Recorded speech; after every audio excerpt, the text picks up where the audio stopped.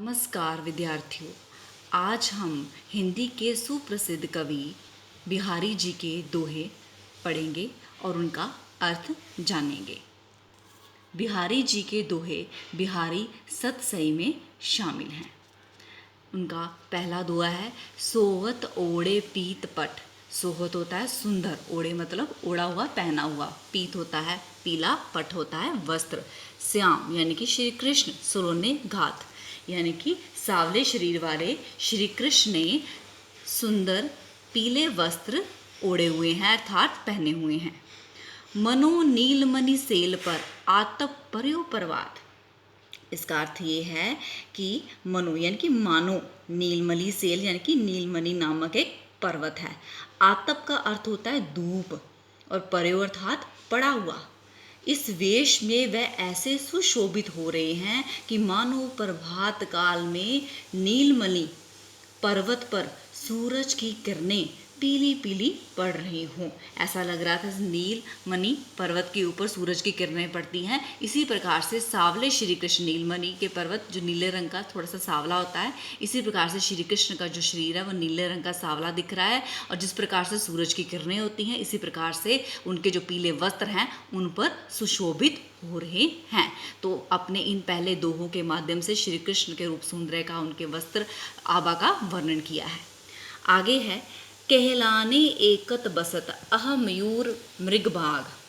कहलाने एके बसत यानी कि कहलाने व्याकुल, एकत्र, बसत होता है बसते हैं। कवि कहते हैं कि ग्रीष्म ऋतु की भयंकर गर्मी में, आतप होता है बहुत ज़्यादा कहलाने एकत बसत अह मयूर मृगबाग जगत तो बो बन सो कियो दीर्घ दाग निदान। यानी कि जगत होता है संसार को, तपोवन होता है ये वन, यहाँ पर तपस्वी रहते हैं। सो होता है सा, दीर्घ सा, भयंकर गर्मी। दीरंग धांग, दीरंग धांग का अर्थ होता है, दीर्घ धांग का अर्थ होता है भयंकर गर्मी। तो इसमें बिहारी जी कह रहे हैं कि ग्रीष्म ऋतु की भयंकर गर्मी ने सारी धरती को तपोवन के समान बना दिया है। तभी तो गर्मी के ताप से प्रभावित होकर परस्पर शत्रु भाव रखने वाले सांप, मोर, हिरण, सिंह, ये सब क्या है, एक दूसरे के साथ शत्रु भाव रखते हैं। फिर भी इस गर्मी से, तपोवन से क्या है, एक ही जगह पर निवास कर रहे हैं और अपने में मैत्री भाव, इनमें मैत्री भाव संभव नहीं है, लेकिन इस गर्मी में, इस आतप में, इस दुख के समय में ये सब क्या हैं, एक हैं।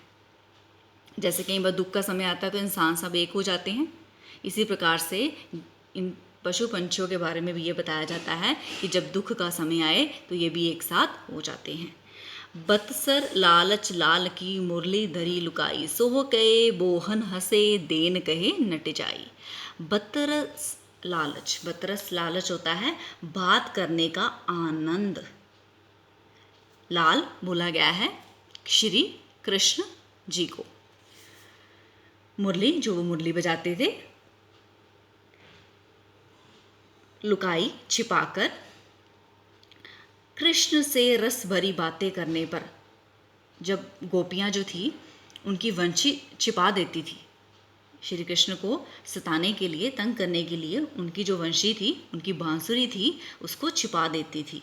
और जब श्री कृष्ण सामने वंशी को चुराने की सौगंध खाती हैं और दूसरे कहते हैं कि हमने जो है बंसी नहीं चुराई है, और बोहो बोही में हंसती भी हैं, यानी कि अपनी आंखों से, अपनी बहू के द्वारा वो हंसती भी हैं और कहती हैं कि हमने तुम्हारी बांसुरी नहीं चुराई है। कृष्ण उसे वंशी देने के लिए कहते हैं तो वो क्या कहते हैं, सो कहो बोहन हंसे देन कहीं नट जाई। तो वो क्या करती है, वहाँ से भाग जाती है, इनकार कर देती है, इनकार करते हुए भाग जाती है कि हमारे पास तेरी बांसुरी नहीं है। तो इस माध्यम से गोपियों के और श्री कृष्ण के बीच में जो एक मार्मिक भाव है, एक सुंदर भाव है, वो दिखाया गया है। आगे है, नटत रीजत खीजत मिलत। नटत रीजत खीजत मिलत खिलत लज्जात। कहत नटत, इसका अर्थ होता है कहना, नटत होता है इनकार करना, रिजत होता है रिझ जाना। आप सब विद्यार्थियों इसके अर्थ साथ साथ लिखते जाएं ताकि आपको पढ़ने में कोई कठिनाई ना आए। जो मुश्किल शब्द है, कठिन शब्द है, जो मैं अर्थ आपको बता रही हूँ, आप इसको रेखांकित कर साथ साथ में लिखिए। कहत कहना, नटत होता है इनकार करना, रिजत होता है रीझ जाना, खुश होना, खिजत होता है खींच जाना, खिल्लत होता है प्रसन्नता, और लज्जियात का अर्थ होता है लज्जा। भरे मौन, लोगों से भरा हुआ भवन, आँखों में। इसमें नायक और नायिका के बारे में बताया गया है कि गुरु पूरा का पूरा घर जो है गुरुजनों से भरा हुआ है, और इसमें नायक नायिका क्या है, वो अपनी आँखों से ही बात कर रहे हैं। नायिका तुरंत मना कर देती है, अपनी आँखों के माध्यम से नायक को मना कर देती है। नायक नायिका का मना करने पर भी प्रसन्न हो जाता है, उसकी प्रसन्नता को देखकर नायिका को खी जाती है। कहत नटत रीजत खिजत, नटत होता है इनकार करना, रिजत होता है रिझ जाना, खिज होता है खिज जाना। तो नायक नायिका का मना करती है तो उस पर भी नायक जो है वो प्रसन्न हो जाता है, और इस बात पर नायिका जो होती है वो खिज जाती है। इस प्रकार भरे हुए भवनों में नायक और नायिका के नेत्रों से संकेत की बात इस दोहों के माध्यम से श्रृंगारिक भाव प्रस्तुत किया है बिहारी जी ने। कागज पर लिखत ना बनत, कहत संदेश लजात। कागज होता है, कागज के ऊपर क्या होता है, जो संदेश है वो नायिका विदेश के हुए अपने नायक को संदेश लिखना चाहती है, और उसको अपने मन की बात बताना चाहती है, और उसके मन की बात कागज पर जो है वो लिखी नहीं जा रही है। कहत संदेश लजात, उसकी आंखों में आंसू आ जाते हैं, और वो जो है अपने मन की बात लिख नहीं पाती है। कहत सब तेरे ही हो मेरे ही है की बात, यानी कि जो भी तुम इसमें कहना चाहती हो, नायक कहता है कि जो भी तुम अपनी बात मन में कहना चाहती हो, जो लिख नहीं पा रही हो, तुम्हारा हृदय मेरे हृदय को स्वयं ही वो बात बता रहा है। इस नायक नायिका के माध्यम से बिहारी जी ने परमात्मा और आत्मा का वर्णन किया है। अब परमात्मा को मन की बात बताने के लिए कागज़ की आवश्यकता नहीं है। परमात्मा जो है हर एक के मन की बात जानते हैं। प्रगट बे द्रजराज कुल में सुबत बसे ब्रज आई, मेरे हरव कलेश सब केशव केशव राय। केशव बोला गया है भगवान कृष्ण को। कहते हैं कि प्रगट होते हैं जन्मे हुए, द्रजराज होता है ब्राह्मण चंद्रमा कुल में, कुल द्रजराज कुल होता है ब्राह्मण कुल, पर कुल का अर्थ होता है परिवार। सुवस होता है अपनी इच्छा से।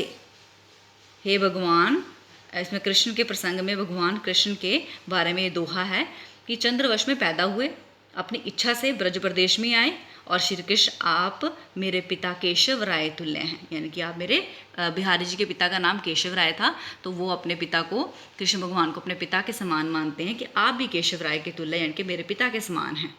पिता के प्रसंग में पिताजी केशव राय जी, आप ब्राह्मण कुल में जन्म लिया है, फिर भी आप स्वच्छ अपनी इच्छा से ब्रज प्रदेश में आए। आप मेरे लिए भगवान कृष्ण के समान पूज्य हैं, आप मेरे सब कुछ दुख हरने वाले हैं। तो इसमें अपने पिता को उन्होंने संबोधित किया है, प्रगट बे द्रजराज कुल में सबसे सुबस बसे ब्रज आए। तो श्री कृष्ण जो है वो अच्छे बड़े कुल में जन्म लिया, और उसके बाद वो कहाँ आए हैं, ब्रज आए। इसी प्रकार से जो इनके पिता हैं केशव, उन्होंने भी क्या किया है, एक ब्राह्मण कुल में जन्म लिया, और उसके बाद वो ब्रज में आ गए थे। मेरे हरो क्लेश सब केशव केसर आई। तो इसमें उन्होंने अपने पिता और अपने परमात्मा से बोला है कि मेरे सब प्रकार के दुखों को दूर कीजिए।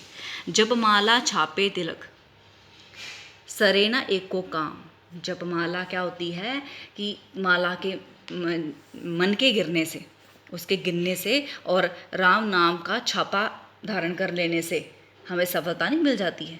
इसका अर्थ ये नहीं कि हमने परमात्मा पा लिया है। मन काचे नाचे वृथा साचे राचे राम, यानी कि इन पंक्तियों का अर्थ है कि बिहारी जी कहते हैं जप करने से, माला हाथ में लेकर जप करने से, शरीर पर चंदन लगा लेने से, माथे पर तिलक लगा लेने से काम नहीं बनता, भगवान नहीं मिलते। आशय ये है कि जो बाहरी दिखावा है इससे परमात्मा नहीं प्राप्त होते हैं।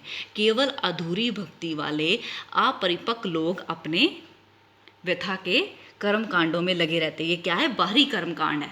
परमात्मा को पाने के लिए मन से भक्ति, सच्ची भक्ति जो है वो करनी चाहिए। मन कांचे नाचे वृथा साचे राचे राम, यानी कि साचे होता है सच्चा, राचे होता है प्रसन्न, और वृथा का होता है बेकार, व्यर्थ है। यानी कि जो बाहरी दिखावा करना क्या है, जापे तिलक और जो लगाना और नाम नाम जपना, ये मान कांचे नाचे वृथा, यानी कि ये बाहरी काम है, ये सब क्या है, वृथा यानी कि व्यर्थ है। साचे राचे राम, सच्चा क्या है, सिर्फ परमात्मा का नाम सिमरण करना, उसके नाम का जाप करना ही क्या है, परमात्मा की सच्ची भक्ति है।